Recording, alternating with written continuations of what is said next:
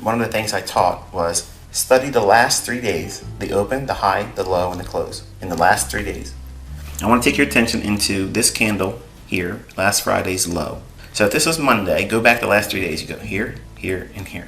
Now, is there a fair value gap in that? No. But look what Monday's trading did. It opened, extended down, and closed near the low. It was a rather large range today. Okay, great, wonderful. What do you do with that information? Go back to the previous day's low. If you go back to the previous day's low, this is going to be important because if you do this, the next trading day, which is Tuesday, if we open up, and because we're below those relative equal lows on the daily chart, and we're below this swing low also, we're now, in a deep discount. We don't try to pick bottoms. Okay, we don't try to call the long-term lows while markets are bearish. You don't need to do that. Okay, so now think about what this bias has been. Now this looks like an indecisive day. So if you're looking at a daily chart, it can be a little confusing, like, what took place? This is a mixed day, they'll call it. No.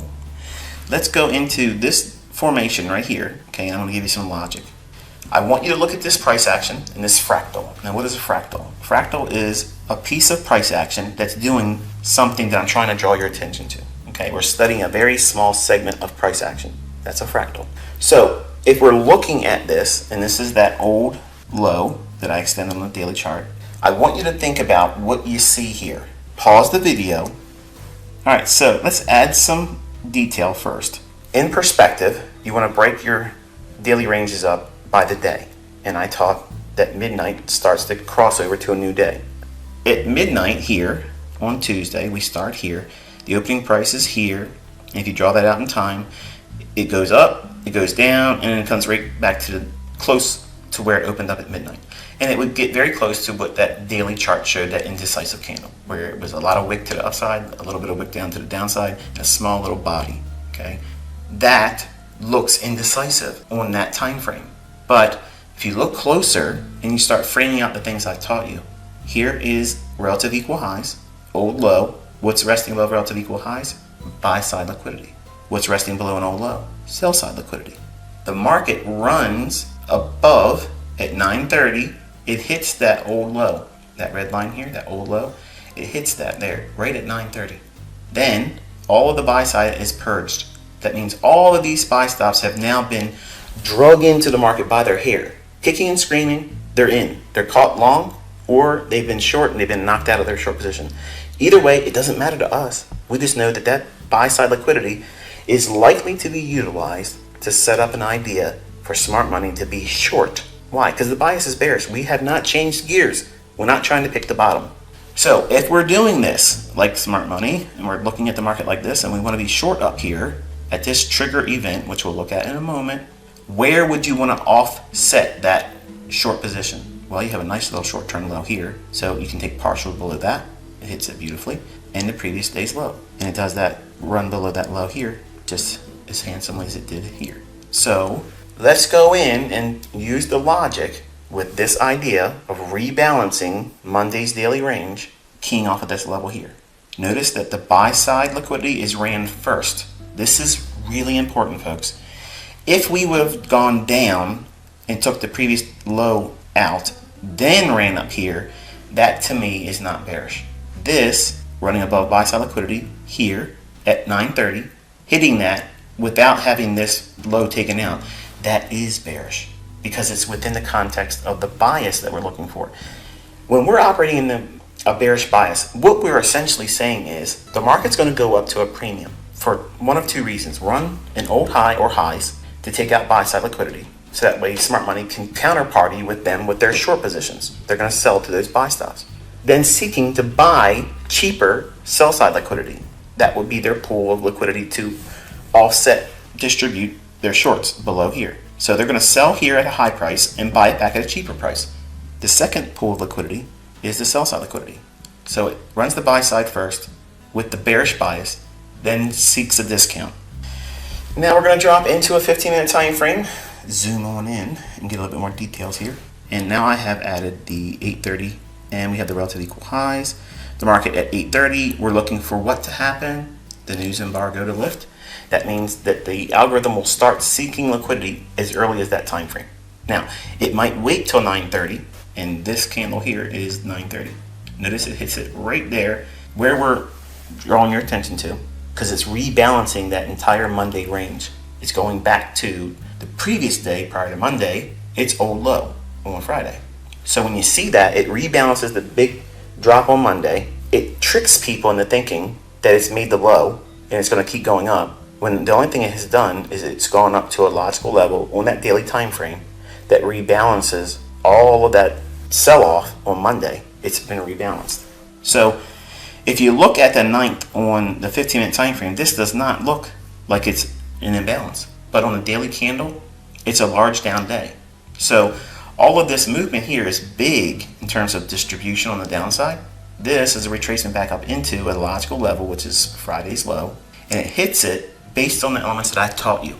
Look for relative equal highs. At 8:30, it's going to start looking for a high or highs to run. That's these over here. How far can it go? That's that Friday low. There's your framework. This is that Judas swing, that fake rally up. Okay. Think about what the daily candle looked like before we start dropping down in lower time frames. It was a big wick up and a little bit of a wick down, but it was a small little body on the candle for Tuesday's trading. But if you look at it from the lens of Power 3, how I teach you the accumulation at 8:30, use the opening price that's down here, draw that out in time. The rally should take place above that, hits a logical level I'm teaching you.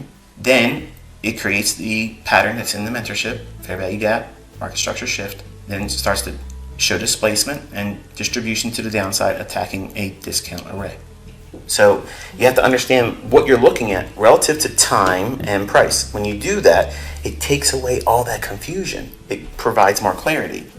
Midnight New York, news embargo at 8:30 is lifted. Now there wasn't a whole lot of news this morning, admittedly, but this, still the same logic. Relative equal highs at 8:30 starts the algorithm.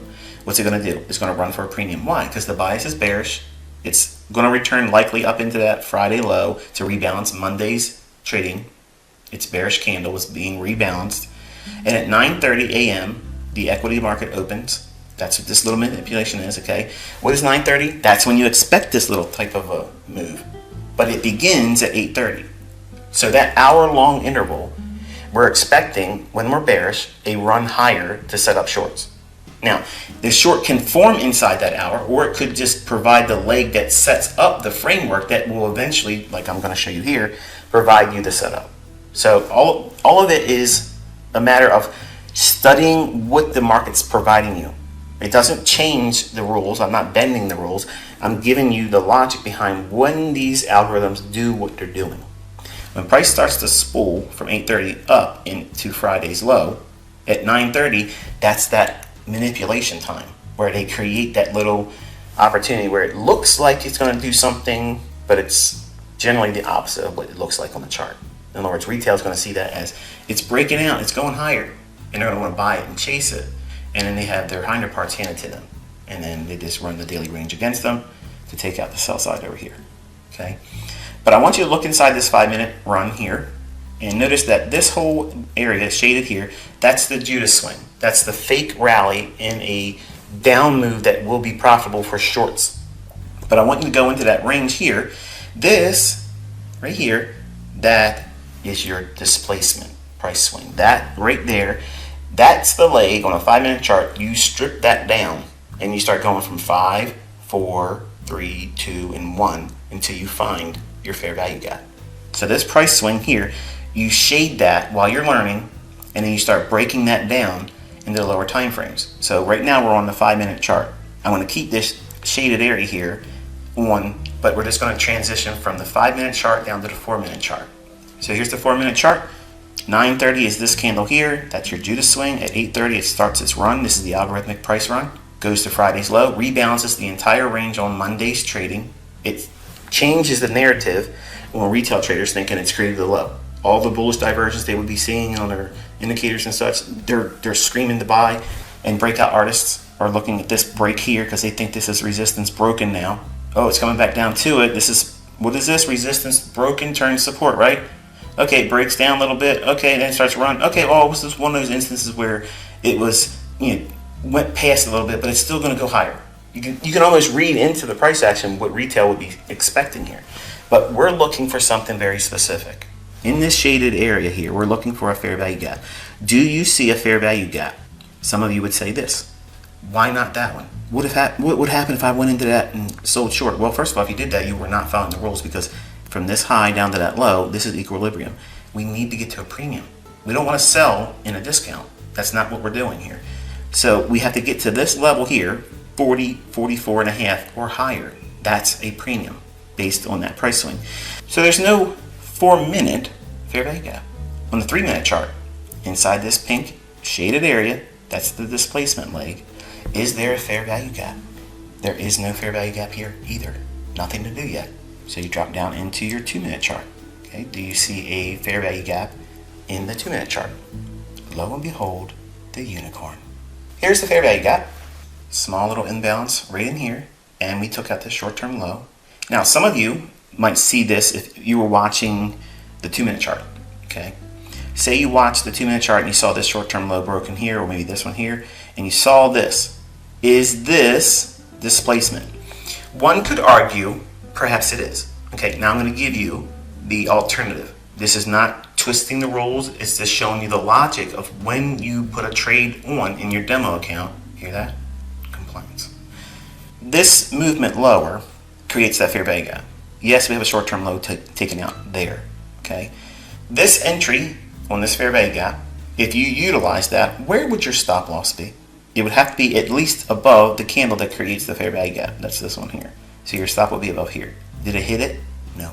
So even if you would have utilized that, you're not stopped out with this run here. Now, you might get scared to death when it running up after it moved in your favor like this and then comes back and retraces.